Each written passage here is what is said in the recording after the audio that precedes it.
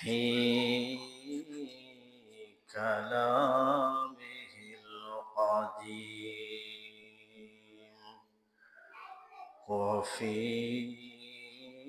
فرقانه الحميد. أعوذ بالله من الشيطان الرجيم. بسم الله الرحمن الرحيم. سابقوا إلى مغفرة من ربكم وجنة عرضها كعرض السماء والأرض. وقال الله عز وجل في شان حبيبه مخبرا وآمرا: إن الله وملائكته يصلون على النبي يا أيها الذين آمنوا صلوا عليه وسلموا تسليما. اللهم صل على محمد وعلى آل محمد كما صليت على إبراهيم وعلى آل إبراهيم إنك حميد مجيد. اللهم بارك على محمد وعلى آل محمد كما باركت على إبراهيم وعلى آل إبراهيم إنك حميد مجيد. سبحانك لا علم لنا إلا ما علمتنا إنك أنت العليم الحكيم.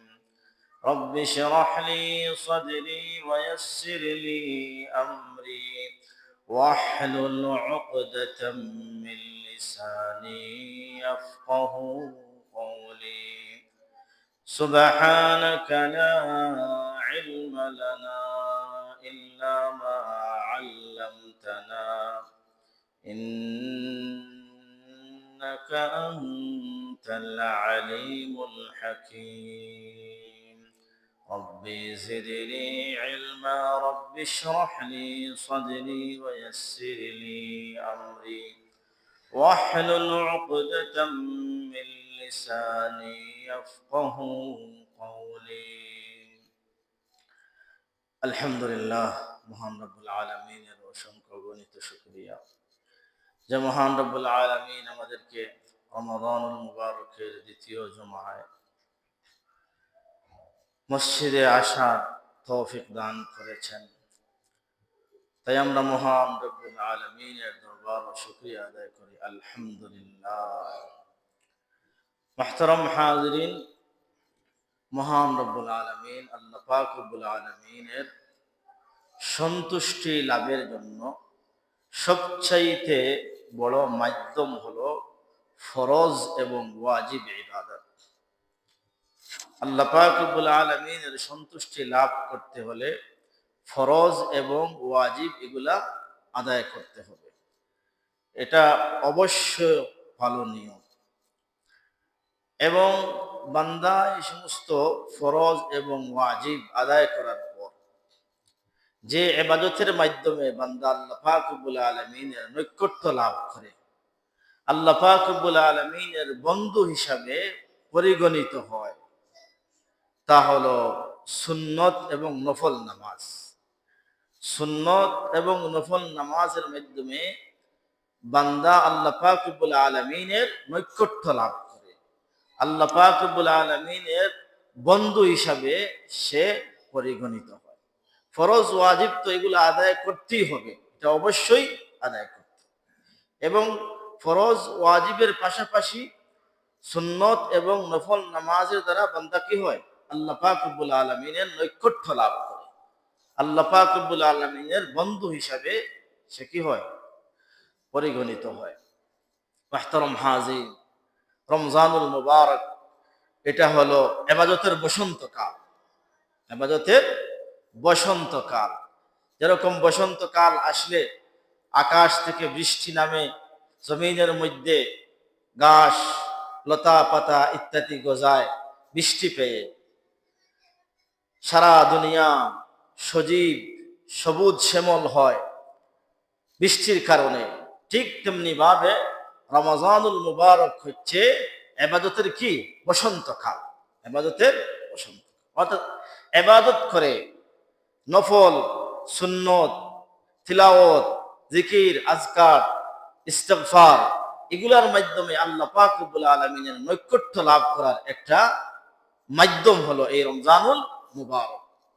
রমজানুল মুবারক, মুহতারাম হাজিরিন, এই রমজানুল মুবারকের এত ফজিলত, এগুলা যদি কলম এর কালি দ্বারা যদি লেখাও হয় তবুও শেষ করা যাবে না। এত ফজিলত সারা রমজান ব্যাপী যদি রমজানুল মুবারকের ফজিলত আলোচনা করা হয়, তুলে ধরা হয়, তাহলে কি শেষ করা যাবে না। আল্লাহ পাক রব্বুল আলামিন, আমি গত সপ্তাহেও আলোচনা করেছি, আল্লাহ পাক রব্বুল আলামিন সূরাতুল বাকারার 183 নং আয়াতের মধ্যে আল্লাহ পাক রব্বুল আলামিন রমজানুল মুবারকের ফরজ হওয়ার কথা উল্লেখ করেছেন। বলেছেন, কুতিবা আলাইকুমুস সিয়াম কামা কুতিবা আলাল্লাযীনা মিন ক্বাবলিকুম লাআল্লাকুম তাত্তাকুন। আল্লাহ বলেছেন, তোমাদের উপরে রমজানুল মুবারকের রোজাকে ফরজ করে দেওয়া হয়েছে, যেরকম ফরজ করে দেওয়া হয়েছিল তোমাদের পূর্বের উম্মতদের উপরে। কি জন্য? লাআল্লাকুম তাত্তাকুন, যাতে তোমরা কি? তাকওয়া লাভ করতে পারো, মুত্তাকি হইতে পারো। তাকওয়ার ব্যাপারে দীর্ঘ আলোচনা হয়েছে বিগত জুমায়, যে তাকওয়া কতটুকু গুরুত্বপূর্ণ। একজন মানুষের গুনাহ ছাড়ার জন্য সবচাইতে বড় সম্বল হলো তাকওয়া, আল্লাহ ভীতি। তার অন্তরে যদি আল্লাহর ডর ভয় না থাকে, কখনো সে গুনাহ ছাড়তে পারবে না।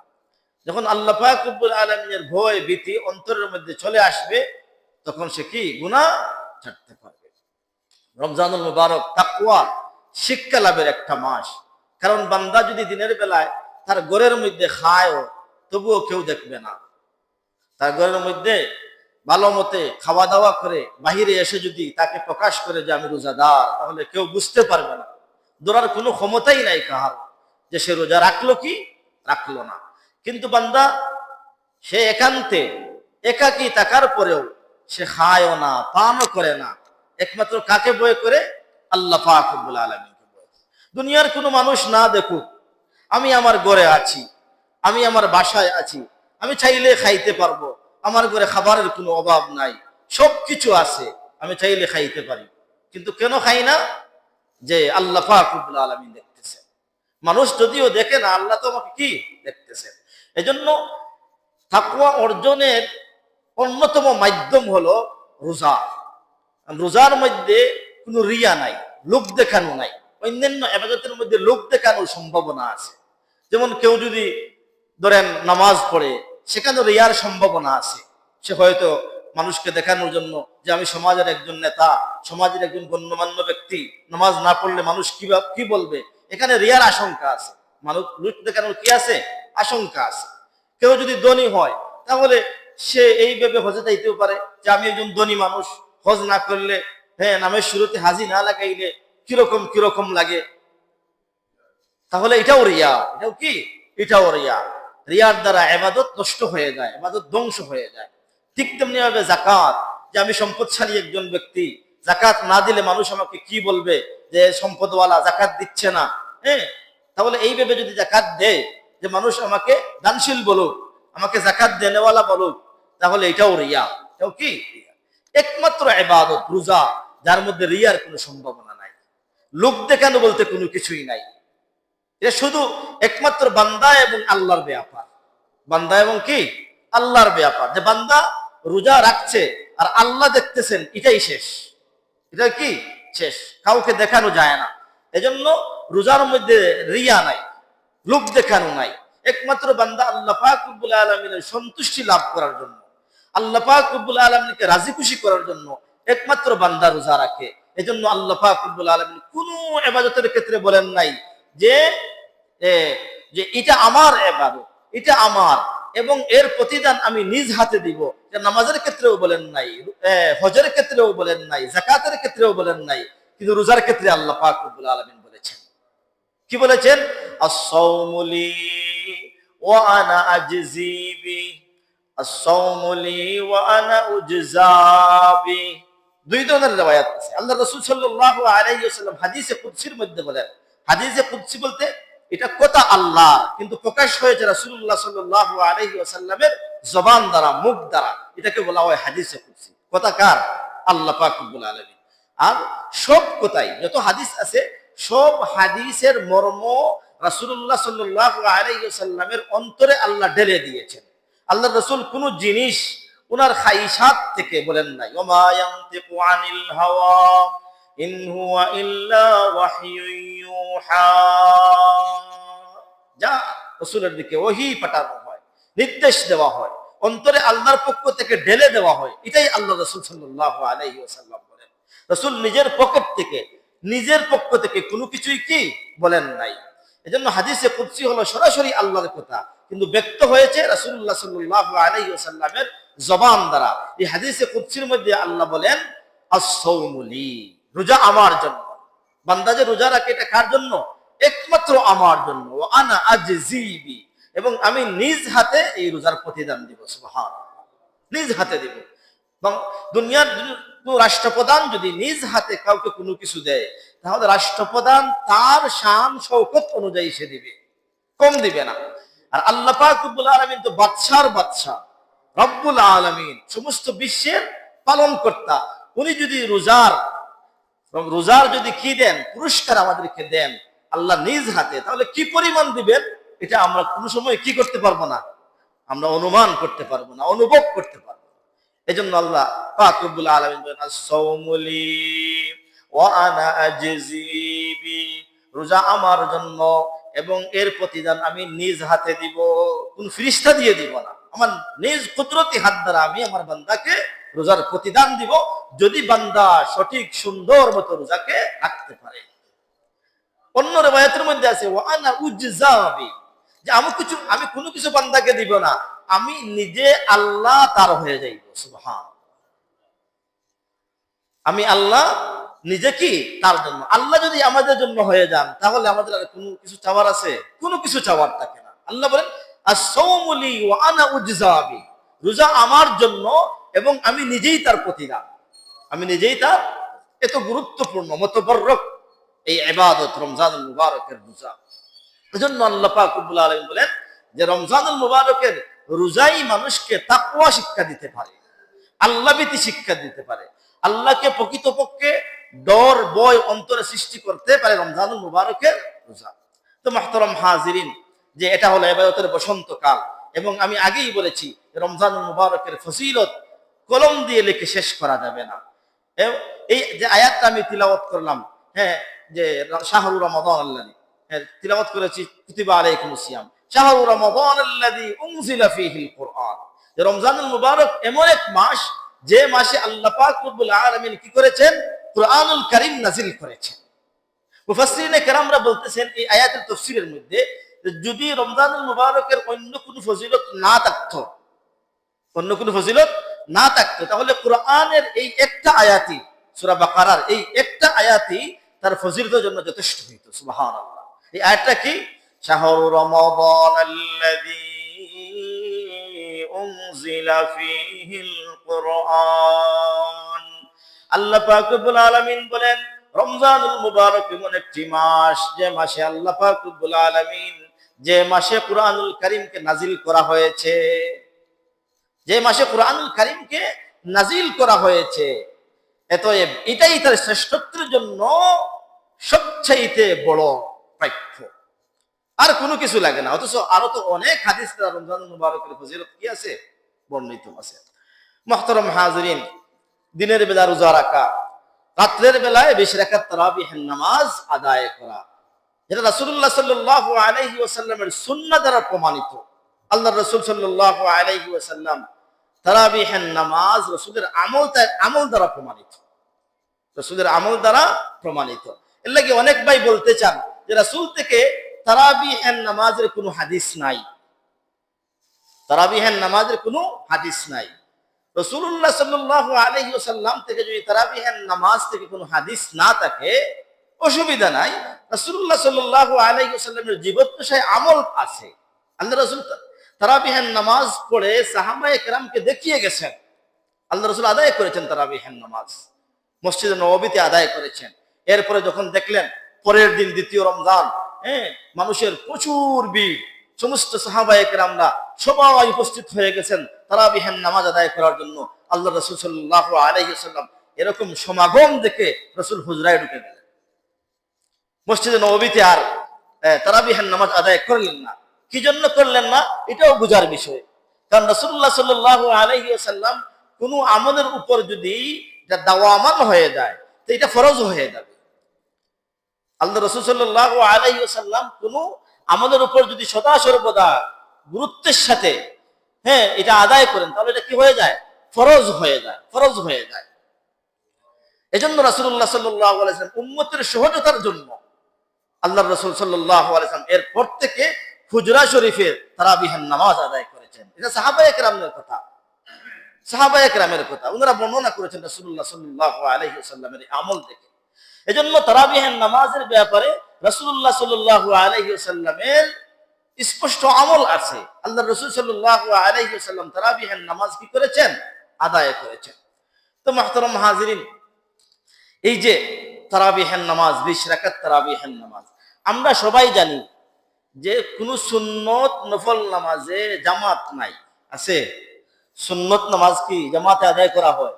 আমরা কোনো সুন্নত নামাজ জামাতে আদায় করি না। তারাবিহের নামাজ সুন্নতে মুআক্কাদা, সুন্নতে কি, সুন্নতে মুআক্কাদা 20 রাকাত তারাবিহের নামাজ।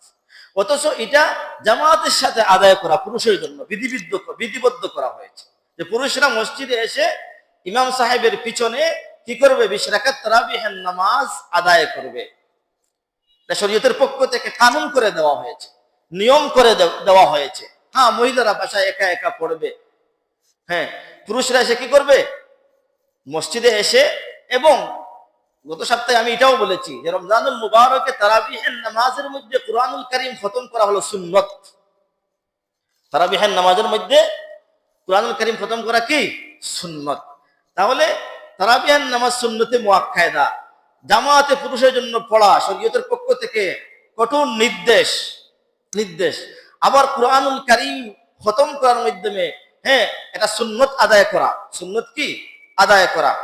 তাহলে আমরা একটু চিন্তা করি যে সুন্নত নামাজের মধ্যে সাধারণত কোনো জামাত নাই, সুন্নত নামাজের মধ্যে কি নাই, সাধারণত কোনো জামাত নাই, কিন্তু তারাবিহের নামাজ সুন্নতে মুআক্কাদা হওয়ার পরেও জামাতকে বিধিবদ্ধ করে দেওয়া হয়েছে। তাহলে এখান থেকে বোঝা গেল এটা কতটুকু গুরুত্বপূর্ণ নামাজ, যে সুন্নতে মুআক্কাদা নামাজের জন্য কি জামাত নির্ধারণ করে দেওয়া হয়েছে। পুরুষরা মসজিদে এসে 20 রাকাত তারাবিহের নামাজ জামাতের সাথে আদায় করবে, এটা শরীয়তের পক্ষ থেকে নির্দেশ।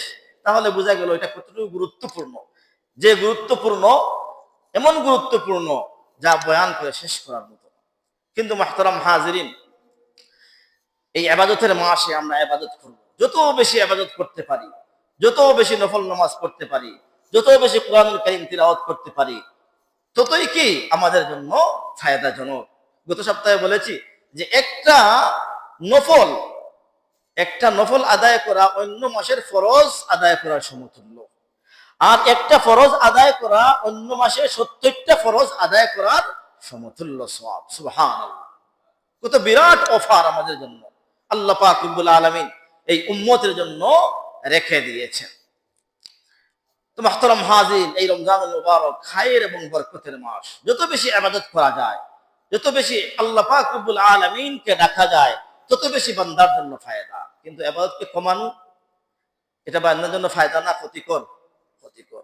আমি যদি ইবাদতকে কমিয়ে দিলাম, কমিয়ে দেওয়ার জন্য আমি আপ্রাণ চেষ্টা করলাম, মানুষের মধ্যে একটা ফিতনা সৃষ্টি করে দিলাম, তাহলে এর চাইতে দুঃখজনক হইতে পারে না। যে মাসে মানুষকে বেশি বেশি ইবাদত করার জন্য উদ্বুদ্ধ করা, এই মাসে আবার ইবাদতকে কমিয়ে দেওয়া, এটা কত বড় ফিতনার ব্যাপার, কত বড় কষ্টের বিষয়। তো মুহতারাম হাজিরিন, আমাদের সমাজে যা না বললে হয় না, যে আমাদের সমাজে কিছু ভাইরা আছেন যারা নিজেদেরকে লা মাযহাবী, গায়রে মুকাল্লিদ ইত্যাদি, ওনারা মযহব মানেন না। ওনারা কি মানেন না? মযহব মানেন না। এই সমস্ত লা মাযহাবী গায়রে মুকাল্লিদ ভাইরা প্রচার করে থাকেন তারাবিহের নামাজ 8 রাকাত। তারাবিহের নামাজ কি? 8 রাকাত। অথচ তারাবিহের নামাজ 8 রাকাতের ব্যাপারে কোনো দলিল হাদিসের খাজানার মধ্যে নাই। ওনারা রাসূলুল্লাহ সাল্লাল্লাহু আলাইহি ওয়াসাল্লামের তাহাজ্জুদের হাদিসকে তারাবির মধ্যে ফিট করে দেন। এটা ইলমের কত বড় খেয়ানতি, যে এক ইবাদতের হাদিসকে অন্য ইবাদতে কি করে দেওয়া? ফিট করে দেওয়া। যে 8 রাকাতের ব্যাপারে যত হাদিস এসেছে সবগুলাই হলো কিসের? তাহাজ্জুদের হাদিস। তাহাজ্জুদের হাদিস। এবং এই হাদিসগুলোর মধ্যে বলা হয়েছে যে আল্লাহ রাসূল সাল্লাল্লাহু আলাইহি ওয়াসাল্লাম রমজান গয়রে রমজানে আল্লাহ রাসূল সাল্লাল্লাহু আলাইহি ওয়াসাল্লাম 8 রাকাত, 12 রাকাত, 6 রাকাত, 4 রাকাত তাহাজ্জুদের নামাজ আদায় করতেন। কি বলেছি? হাদিসের মধ্যে আয়েশা সিদ্দিকা রাদিয়াল্লাহু তাআলা আনহা থেকে হাদিস বর্ণিত, আল্লাহ রাসূল সাল্লাল্লাহু আলাইহি ওয়াসাল্লাম রমজান ছাড়া তাহাজ্জুদের নামাজ কয় রাকাত আদায় করতেন? 4 রাকাত, 6 রাকাত, 8 রাকাত, 12 রাকাত, বিতির সহ। আল্লাহ রাসূল সাল্লাল্লাহু আলাইহি ওয়াসাল্লাম বিতিরের নামাজ কিসের সাথে? এই বিতিরের নামাজ তাহাজ্জুদের সাথে আদায় করতেন। রাসূলের এটা অভ্যাস ছিল। আমরা যেহেতু উঠতে পারি না, এজন্য আমরা এশার নামাজের পরে আমরা কি বিতির আদায় করে নেই। কিন্তু রাসূলুল্লাহ সাল্লাল্লাহু আলাইহি ওয়াসাল্লামের আমল কি ছিল? আল্লাহর রাসূল তাহাজ্জুদের সাথে কি করতেন? বিতিরের নামাজ আদায় করতেন। এজন্য যে এই 8 রাকাতের এই হাদিসকে তারাবিহের সাথে মিলিয়ে দেওয়া, এটা ইলমের চরম খেয়ানতি। কিন্তু এই সমস্ত ভাইরা কি জন্য এগুলা করেন? আল্লাহ পাক রব্বুল আলামিন দোয়া করি, আল্লাহ পাক রব্বুল আলামিন ওদেরকে দিনের সহিহ সমঝ দান করুন। অথচ হাদিসের মধ্যে স্পষ্ট আছে রাসূল রমজান রমজান। আচ্ছা বলেন তো, রমজান ছাড়া কি মানুষ তারাবিহের নামাজ পড়ে? রমজান ছাড়া হাদিসের মধ্যে স্পষ্ট আছে যে রমজানে আল্লাহ রাসূল সাল্লাল্লাহু আলাইহি ওয়াসাল্লাম 8 রাকাত, 12 রাকাত। সাধারণত তাহাজ্জুদের নামাজ 8 রাকাত আমরা পড়ে থাকি। কেউ 4 রাকাত পড়লেও হবে, 2 রাকাত পড়লেও হবে, কেউ 10 রাকাত পড়লেও হবে, 12 রাকাত পড়লেও হবে। সাধারণত 8 রাকাত পড়া হয়। এজন্য হাদিসের মধ্যে স্পষ্ট কথা যে রমজান এবং রমজান ছাড়া আল্লাহ রাসূল সাল্লাল্লাহু আলাইহি ওয়াসাল্লাম 8 রাকাত কি করতেন? রাতের নামাজ আদায় করতেন। তাহলে গয়রে রমজান ছাড়া কি তারাবিহের নামাজ হয়? তারাবিহের নামাজ মানুষ কোন মাসে পড়ে? রমজানুল মুবারকে পড়ে, রমজান মাসে পড়ে। তাহলে রমজান ছাড়া যে 8 রাকাত পড়া হয়, এটা কি তারাবিহের নামাজ? তাহাজ্জুদের নামাজ? তাহাজ্জুদের নামাজ। তাহলে বোঝা গেল ওনারা কি করেন? ইলমের এই খেয়ানতি করে তাহাজ্জুদের এই হাদিসকে তারাবিহের মধ্যে ফিট করে দেন। মুহতারাম হাজিরিন, রাসূলুল্লাহ সাল্লাল্লাহু আলাইহি ওয়াসাল্লামের যুগ থেকে নিয়ে এখন পর্যন্ত, রাসূলুল্লাহ সাল্লাল্লাহু আলাইহি ওয়াসাল্লামের যুগ থেকে নিয়ে এখন পর্যন্ত তারাবিহের 20 রাকাত নামাজের মুতাওয়ারাস আমল, কর্ম পরম্পরায় এখনো পর্যন্ত 20 রাকাত চলে আসছে। উমর ইবনুল খাত্তাব রাদিয়াল্লাহু তাআলা আনহু, আপনারা তো ওনাকে চিনেন, উনি ইসলামের দ্বিতীয় খলিফা। ইসলামের কি? তৃতীয় খলিফা। যে উমর ইবনুল খাত্তাব রাদিয়াল্লাহু তাআলা আনহু কোন মত পোষণ করলে এই মতের প্রেক্ষকে আসমান থেকে ওহী চলে আসতো। আসমান থেকে কি? আল্লাহ রাসূল সাল্লাল্লাহু আলাইহি ওয়াসাল্লাম বলেন, আমার পরে যদি কেউ নবী হইতো তাহলে কে নবী হইতো? উমর ইবনুল খাত্তাব রাদিয়াল্লাহু তাআলা আনহু নবী হইতেন। উমর ইবনুল খাত্তাব রাদিয়াল্লাহু তাআলা আনহু, উবাই ইবনে কাব রাদিয়াল্লাহু তাআলা আনহু, উনি একজন তখনকার সময়ের একজন একজন হাফিজ এবং কারি, ওনার পিছনে 20 রাকাত তারাবিহের নামাজের বন্দোবস্ত ব্যবস্থা মসজিদে নববীর মধ্যে উনি করে দিয়েছেন ওনার খেলাফতের জমানা। আল্লাহ রাসূল সাল্লাল্লাহু আলাইহি ওয়াসাল্লাম কি হাদিসের মধ্যে বলেছেন শুধু আমার সুন্নাত অনুসরণীয় না, এটা বলেন নাই। কি বলেছেন? আলাইকুম বিসুন্নতি ওয়া সুন্নাতিল খুলাফাইর রাশিদিনাল মাহদিয়িন। আল্লাহ রাসূল সাল্লাল্লাহু আলাইহি ওয়াসাল্লাম বলেন, আলাইকুম বিসুন্নতি, তোমাদের জন্য আমার সুন্নাত মানাও জরুরি, এবং আমার খুলাফায়ে রাশিদিন, আমার 4 খলিফা আবু বকর, ওমর, উসমান, আলী রাদিয়াল্লাহু তাআলা আনহুম, এদের সুন্নাত মানা জরুরি। বলেন সুবহানাল্লাহ। আমার সুন্নাতকে মানতে হবে এবং আমার 4 খলিফা ওনাদের জীবনে যা করে গিয়েছেন এগুলোও মানতে হবে। এগুলোও কি করতে হবে? মানতে হবে। আলাইকুম বিসুন্নতি ওয়া সুন্নাতিল খুলাফাইর রাশিদিনাল মাহদিয়িন। খুলাফায়ে রাশিদিন কয়জন? 4 জন, আবু বকর, ওমর, ওসমান, আলী রাদিয়াল্লাহু তাআলা। এদের সুন্নতকে আল্লাহ রাসূল মানার জন্য নির্দেশ করে গিয়েছেন। তাহলে ওমর ইবনুল খাত্তাব রাদিয়াল্লাহু তাআলা আনহুর জমানায় উবাই ইবনে কাব রাদিয়াল্লাহু তাআলা আনহুর পিছনে 20 রাকাত তারাবিহের নামাজের ব্যবস্থা উনি মসজিদে নববীর মধ্যে করে গিয়েছেন। এবং কি বিগত করোনার আগের বছর পর্যন্ত মসজিদে হারাম, মসজিদে নববীর মধ্যে 20 রাকাত তারাবিহের নামাজ চলে আসছে। বিগত করোনার বছরের আগের বছর পর্যন্ত 20 রাকাত তারাবিহের নামাজ ওই রাসূলের যুগ থেকে নিয়ে, চিন্তা করছেন, রাসূলের যুগ থেকে নিয়ে বিগত করোনার আগের বছর পর্যন্ত 20 রাকাত তারাবিহের নামাজ হারাম শরীফেও হয়েছে এবং মদিনার মসজিদে নববীর মধ্যেও কি করোনার সময় থেকে নিয়ে, যেহেতু করোনার সময় এটা একটা সামাজিক দূরত্ব বজায় রাখার বৈশ্বিক একটা ব্যাপার ছিল, হ্যাঁ, নামাজের মধ্যে ফাঁক করে দাঁড়ানো লাগতো। এজন্য ওই তখনকার সময়ে বাদশাহ 20 রাকাতের জায়গায় 10 রাকাত করে দিয়েছিলেন, যে হারামাইনে 10 রাকাত তারাবিহের নামাজ হবে, যেহেতু বৈশ্বিকভাবে একটা অসুবিধা, এজন্য অসুবিধার কারণে, এবং বাকি 10 রাকাত গিয়ে আপনারা যার বাসা বাড়িতে আদায় করবেন। 10 রাকাত মসজিদে নববী এবং হারাম শরীফে আদায় করবেন ইমাম সাহেবের পিছনে, আর বাকি 10 রাকাত গিয়ে বাড়িতে, যেহেতু লং টাইম, অনেক সময় লাগে, প্রায় 2-2.5 ঘন্টা সময় লাগে, এজন্য বাকি 10 রাকাত কি বাসায় গিয়ে আদায় করবেন। কিন্তু সবচাইতে দুঃখের বিষয় হলো ওনারা যে করোনার সময় 10 রাকাত শুরু করেছিলেন, আজও পর্যন্ত 10 রাকাত পড়তেছেন। আপনারা বলবেন তাহলে তো আরেক সমস্যা সৃষ্টি হইল, যে করোনার পর থেকে, করোনা তো এখন নাই, কিন্তু ওনারা 10 রাকাতই পড়তেছে। কি জন্য পড়তেছেন আল্লাহু আলাম, আল্লাহ জানেন। ওনারা কি ঘোষণা দিলেন যে 10 রাকাত হারামাইনে হবে আর বাকি 10 রাকাত গিয়ে আপনারা বাসা বাড়িতে পড়বেন? এটা আল্লাহ ছাড়া কেউ জানে না। আর যদি ওনারা না করে থাকেন তাহলে এটা তো এই রাসূলুল্লাহ সাল্লাল্লাহু আলাইহি সাল্লামের যুগ থেকে নিয়ে আজও পর্যন্ত চলা একটা আমলে মুতাওয়ারাসের বিপরীত কাজ ওনারা করতেছেন, হোক হারাম শরীফ, হোক সৌদি আরব। আমাদের তো কোরআন হাদিস দলিল। আচ্ছা বলেন তো, যদি যেমন ধরেন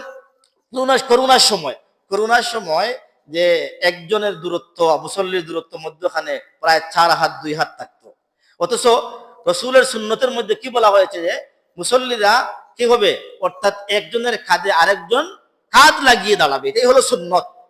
তখনকার সময়ে অসুবিধা ছিল, এজন্য এই সুন্নতকে মানা হয় নাই। এখন তো আর অসুবিধা নাই, এজন্য আমরা সবাই মিলে জেলে কি করে দাঁড়াই। এত ওই সময় অসুবিধা ছিল, এখন তো আর অসুবিধা নাই। কিন্তু কি জন্য ওনারা এখন 10 রাকাত জারি রেখেছেন এটা আমার জানা নাই। কিন্তু আমাদের উস্তাদ মুহতারাম মুফতি আব্দুল মালিক বায়তুল মুকাররমের খতিব সাহেব, উনিও কিছুদিন আগে এই ব্যাপারে কথা বলেছেন এবং উনি আবেদন জানিয়েছেন যে 20 রাকাত চালু করার জন্য, এবং দারুল উলুম দেওবন্দ থেকে একটা ফতোয়া না, একটা আবেদন পত্র পাঠানো হয়েছে সৌদি বাদশার বরাবরে।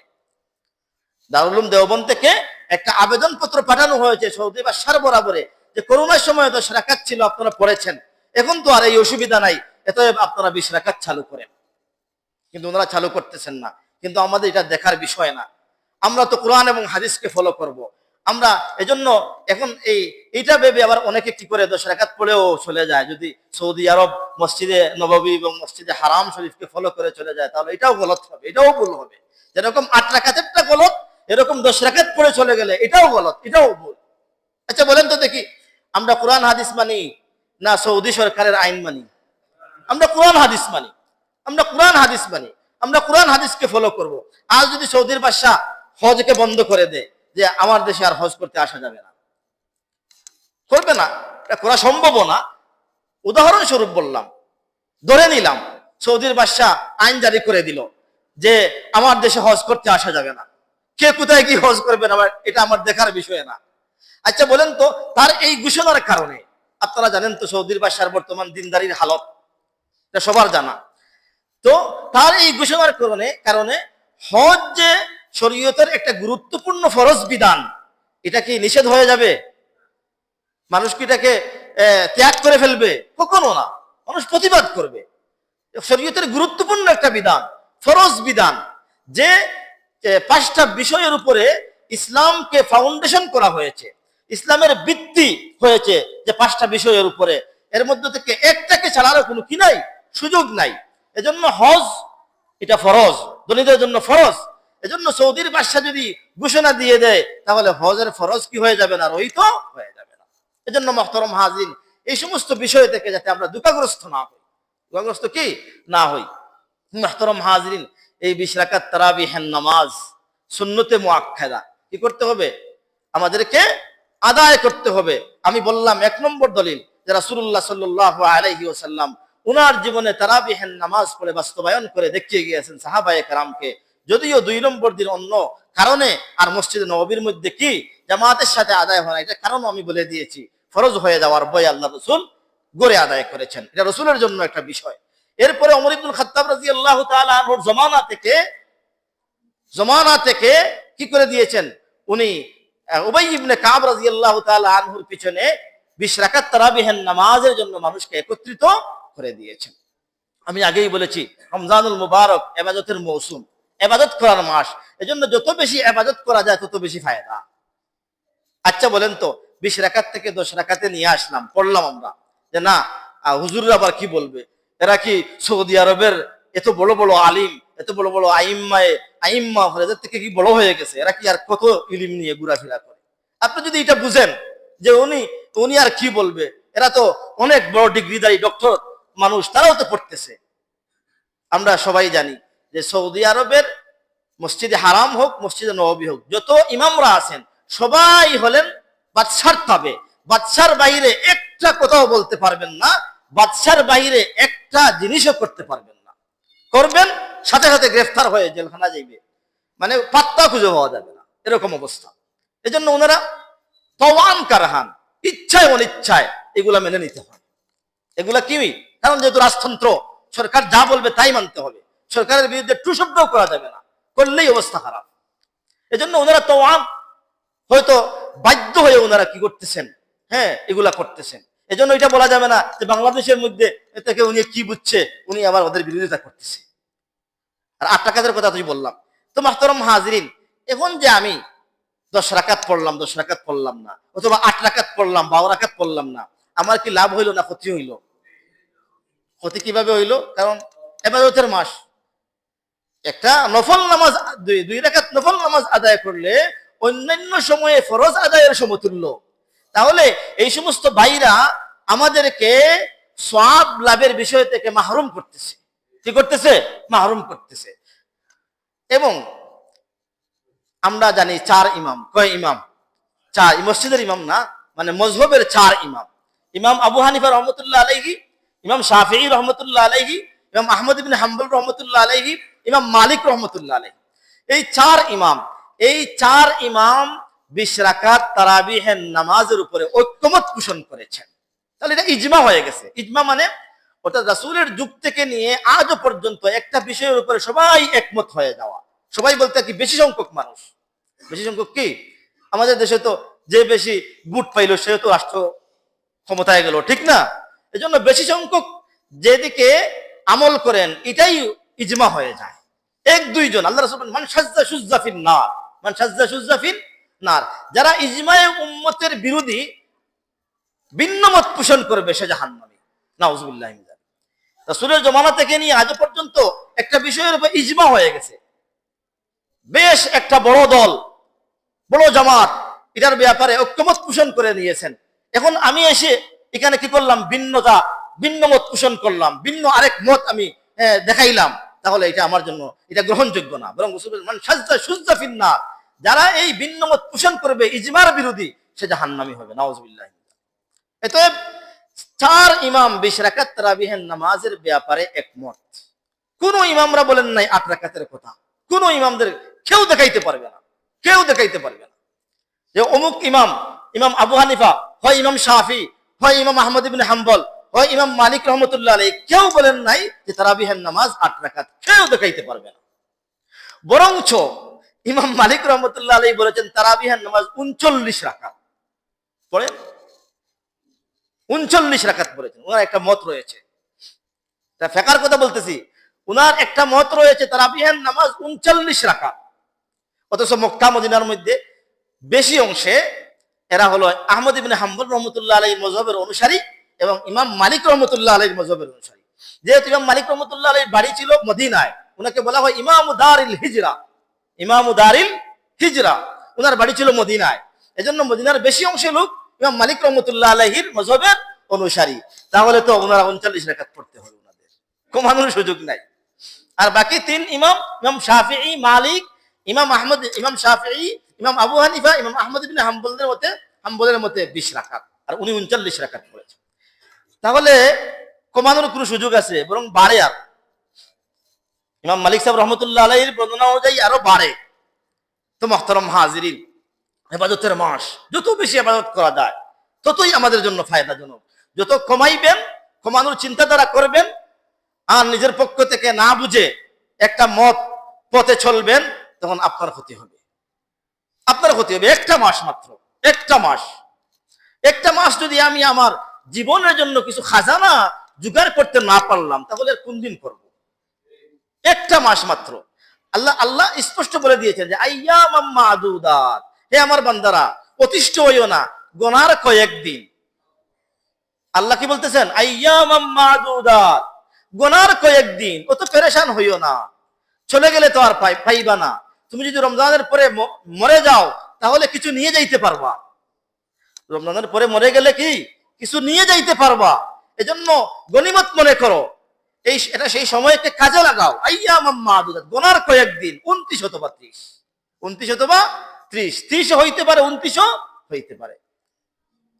এজন্য কাজে লাগাইব, যত বেশি ইবাদত করা যায়।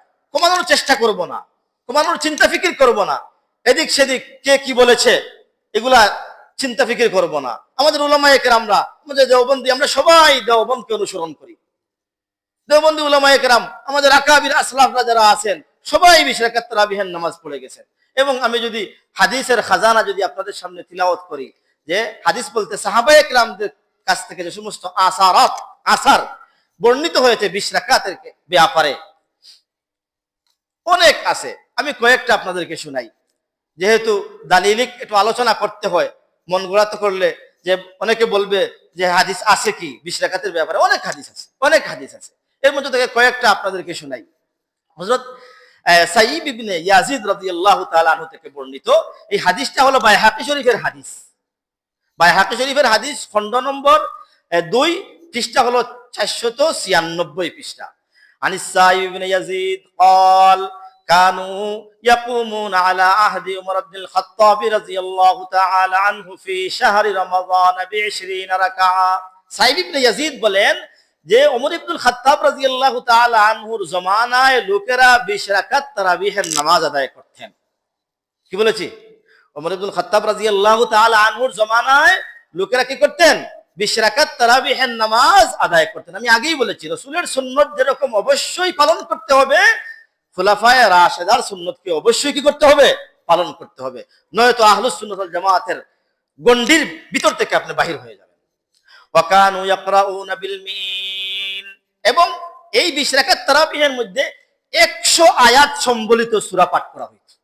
যে সমস্ত কুরআনুল কারীমের যে সমস্ত সূরার মধ্যে 100 আয়াত, যে সমস্ত সূরার মধ্যে কত আয়াত? 100 আয়াত। এই 100 আয়াত সম্বলিত সূরা সমূহ পাঠ করা হয়েছে 20 রাকাত তারাবিহের মধ্যে। এবং পরে বলতেছেন যে লোকেরা উসমান ইবনে আফফান রাদিয়াল্লাহু তাআলা আনহুর জমানায় এত দীর্ঘ সময় 20 রাকাত তারাবিহের নামাজে দাঁড়িয়ে থাকা লাগতো যে দুর্বল মানুষরা শেষ পর্যন্ত লাঠি বোর্ড দিয়েও দাঁড়িয়ে নামাজ আদায় করতো। বলেন সুবহানাল্লাহ। উসমান ইবনে আফফান রাদিয়াল্লাহু তাআলা আনহুর জামানায় যে এত দীর্ঘ সময় 20 রাকাত তারাবিহের নামাজের মধ্যে কুরআনুল কারীম তিলাওয়াত করা হইতো যে লোকেরা দাঁড়াইতে দাঁড়াইতে শেষ পর্যন্ত দুর্বলরা লাঠিতে বোর্ড দিয়ে দাঁড়িয়ে তারাবিহের নামাজ কি করতো? আদায় করতো। আর আমরা 8 রাকাত পড়ে চলে যাই, আর 10 রাকাত পড়ে চলে যাই, আর 12 রাকাত, মানে যার যা ভাল লাগে আর কি, এটাই চলতেছে, যা দেখতেছি আর কি। 2 নম্বর ইয়াজিদ ইবনে রুম্মান থেকে বর্ণিত, আন ইয়াজিদ ইবনে রুম্মান قال كان الناس يقومون في زمن عمر بن الخطاب في رمضان ب23 রাকাত। এই হাদিসের মধ্যে বলতেছেন ইয়াজিদ ইবনে রুম্মান যে উমর ইবনুল খাত্তাব রাদিয়াল্লাহু তাআলা আনহুর জামানায় 23 রাকাত নামাজ আদায় করা হতো। তো 23 রাকাতের মধ্যে 20 রাকাত তারাবিহ আর 3 রাকাত কি বিতির। আমাদের কিছু ভাইরা আছেন ওনারা এটাও প্রচার করেন যে বিতিরের নামাজ 1 রাকাত। আচ্ছা 1 রাকাত কোন নামাজ আছে? 1 রাকাত কোন নামাজ আছে? কোন ধরনের জাহালতি আর কোন ধরনের খেয়ানতি ইলমের যে 1 রাকাত মিলে বিতিরের নামাজ, বিতিরের নামাজ। তো ওনারা সৌদি আরবের দলিল দেন যে সৌদি আরব বিতিরের নামাজ 1 রাকাত পড়া হয়। বুঝেও না, কারণ সৌদি আরব তো রিয়াল কামাই করতে যায় আর দিরহাম কামাই করতে যায়। 20 রাকাত তারাবিহের নামাজের পরে ওনারা বিতির আদায় করেন ওনাদের মযহব অনুযায়ী 2 সালামে 3 রাকাত। কয় সালামে? বিতিরের নামাজ 2 সালামে 3 রাকাতের কথা হাদিসের মধ্যে আছে। হাদিসের মধ্যে যা আছে তাই আমরা বলবো, নয়তো তো ইলমের খেয়ানতি হবে। যে 2 সালামে 3 রাকাত বিতিরের নামাজ আদায় করার কথা হাদিসের মধ্যে আছে, এবং 1 সালামে 3 রাকাত আদায় করার কথা হাদিসের মধ্যে আছে। তবে সাহাবায়ে কেরাম, অধিকাংশ সাহাবায়ে কেরামের আমল ছিল যেটা আমরা করি, 1 সালামে 3 রাকাত, 1 সালামে। এবং হাদিসের মধ্যে স্পষ্ট আছে যে আল্লাহ রাসূল সাল্লাল্লাহু আলাইহি ওয়াসাল্লাম বিতরের প্রথম রাকাতে সাব্বিহ ইসমা পড়তেন, দ্বিতীয় রাকাতে কুল ইয়া আইয়ুহাল কাফিরুন পড়তেন, তৃতীয় রাকাতে কুল হুয়াল্লাহু আহাদ পড়তেন। রাসূলের এই হাদিস থেকে স্পষ্ট তো হয়েই গেল যে বিতরের নামাজ 3 রাকাত। তাহলে 1 রাকাত বলার সুযোগ কোথায়? 1 রাকাতে কোনো নামাজ আছে? 1 রাকাত কোনো নামাজ নাই। নামাজের রাকাত সংখ্যা তো 4 2 3, 4 2 3, এর বাইরে 1 রাকাত কোন। এমনকি দেখা গেছে যে 3 রাকাত নামাজ যদি সে 4 রাকাত ওয়ালা নামাজে 3 রাকাত পড়ে আর দ্বিতীয় বৈঠক না করে, তাহলে সব নামাজ বাতিল হয়ে যায়। নামাজের একটা মাসআলা। তো এখানে 20 রাকাত তারাবি আর 3 রাকাত বিতরের নামাজ আদায় করেছেন। তাবেঈ আব্দুল আজিজ 3 নম্বর দলিল।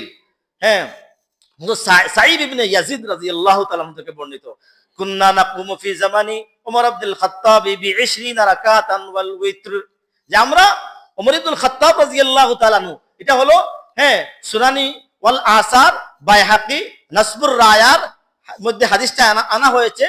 খণ্ড নম্বর 2 পৃষ্ঠা হলো 154। কুন্না নাকুমু ফি জামানি উমর আব্দুল খাত্তাব বি20 রাকাতান ওয়াল উইত্র, যে আমরা উমর ইবনুল খাত্তাব রাদিয়াল্লাহু তাআলা আনহুর জামানায় 20 রাকাত তারাবিহের নামাজ আদায় করতাম এবং বিতিরও কি করতাম? আদায় করতাম। 4 নম্বর দলিল তাবেঈ আব্দুল আজিজ ইবনে রুফাই রাহমাতুল্লাহ আলাইহি থেকে বর্ণিত। এই হাদিসটা উনি মুসান্নাফে ইবনে আবি শাইবার মধ্যে এনেছেন, খণ্ড নম্বর 2 পৃষ্ঠা 285। কানা ইবনু উবাই ইবনু কাবিন ইউসাল্লি বিন নাস ফি রমাদানা বিল মাদিনাতি 20 রাকাত, যে উবাই ইবনে কাব রাদিয়াল্লাহু তাআলা আনহু মদিনার মসজিদে নববীর মধ্যে রমজানে 20 রাকাত তারাবিহের নামাজ লোকদেরকে নিয়ে আদায় করতেন। উবাই ইবনে কাব রাদিয়াল্লাহু তাআলা আনহু উনি রাসূলের জামানার বিখ্যাত একজন কারি এবং হাফিজ সাহাবী ছিলেন, যে উনি ওমর ইবনুল খাত্তাব রাদিয়াল্লাহু তাআলা আনহুর জামানায় মসজিদে নববীর মধ্যে 20 রাকাত তারাবিহের নামাজ লোকদেরকে নিয়ে আদায় করতেন। হ্যাঁ, দলিল নম্বর 5 তাবেঈ ইয়াহইয়া ইবনে সাঈদ আনসারী রাদিয়াল্লাহু তাআলা আনহু থেকে বর্ণিত, আন্না ওমর আব্দুল খাত্তাব আমারা রাজুলান ইউসাল্লি বিহিম 20 রাকাত। এটা মুসান্নাফে ইবনে আবি শাইবার হাদিস, খণ্ড 2 পৃষ্ঠা 285। যে এর মধ্যে বলেন যে ওমর ইবনুল খাত্তাব রাদিয়াল্লাহু তাআলা আনহু লোকদেরকে নিয়ে 20 রাকাত তারাবিহের নামাজ আদায় করার জন্য উনি নির্দেশ দিয়েছেন। উনি কি করেছেন? নির্দেশ দিয়েছেন। 6 নম্বর বিখ্যাত তাবেঈ ইমাম আব্দুর রহমান সুলামি রাহমাতুল্লাহ আলাইহি বলেন, উনি বলেন ওনার থেকে বর্ণিত, আন আলিইন দাল কুররা ফি রমাযানা ফাআমারা মিনহুম রাজুলান ইউসাল্লি বিন নাসি 20 রাকাত ওয়া কানা আলিয়ুন, যে আলী রাদিয়াল্লাহু তাআলা আনহু কারীদেরকে ডাকতেন রমজানুল মুবারকে। কারী বলতে ওনারা কারী ও হাফিজ, কারী এবং হাফিজদেরকে ডাকতেন এবং কি করতেন? ফি রমাযানা ফাআমারা মিনহুম রাজুলান ইউসাল্লি বিন নাস, এবং একজন কারীকে বলতেন যে তুমি লোকদেরকে নিয়ে 20 রাকাত তারাবিহের নামাজ কি করো? আদায় করো। কে? আলী রাদিয়াল্লাহু তাআলা আনহু। আন্না এরপরে আরেকটা, যে শাইখুল ইসলাম ইবনে তাইমিয়া, এখানে একটা কথা আছে। শাইখুল ইসলাম ইবনে তাইমিয়া রহমতুল্লাহ আলাইহি, উনাকে যারা লামজাবি গয়রে মুকাল্লিদ, যারা মজহব মানে না, উনারা উনাকে শ্রেষ্ঠ একজন ইমাম মানে, ওনাকে অনুসরণ করে। কারা? যারা মজহব মানে না, যারা বলে আমরা আহলে হাদিস, আমরা লামজহবি, আমরা মজহব মানি না, ওনারা ইমাম মানেন শাইখুল ইসলাম ইবনে তাইমিয়া রহমতুল্লাহ আলাইহি। এবং হর ক্ষেত্রে উনার উদ্ধৃতি উনারা নকল করেন। উনি নিজে বলেছেন, কি বলেছেন? যে উনি বলতেছেন যে আন্না কাদ সাবাতা আন্না উবাই ইবনে কাব কানা ইয়াকুলু বিন নাস ইয়াকুলু বিন নাসি ইয়াকুমু বিন নাসি 20 রাকাতান ফি কিয়াম রমাযান, যে এটা সাব্যস্ত প্রমাণিত, উবাই ইবনে কাব রাদিয়াল্লাহু তাআলা আনহু রমজানে লোকদেরকে নিয়ে 20 রাকাত তারাবিহের নামাজ আদায় করতেন। লামাজাবি গয়রে মুকাল্লিদদের অনুসরণীয় ব্যক্তি শাইখুল ইসলাম ইবনে তাইমিয়া রহমতুল্লাহ আলাইহি মাজমাউল ফাতাওয়া, ইবনে তাইমিয়ার লিখিত মাজমাউল ফাতাওয়া খণ্ড 23 পৃষ্ঠা 112 113, উনার মধ্যে উনি নিজে বলেছেন। আচ্ছা, উনারা যাকে অনুসরণ করেন উনি তো বলতেছেন 20 রাকাতের কথা, তাহলে আমি যাকে মানলাম তার কথার বিরোধী করলাম, তাহলে আমি মানি কাকে? আমি কাকে মানি? শয়তানকে মানি। তো মাহতারাম হাজরিন, এইভাবে অনেক দলিল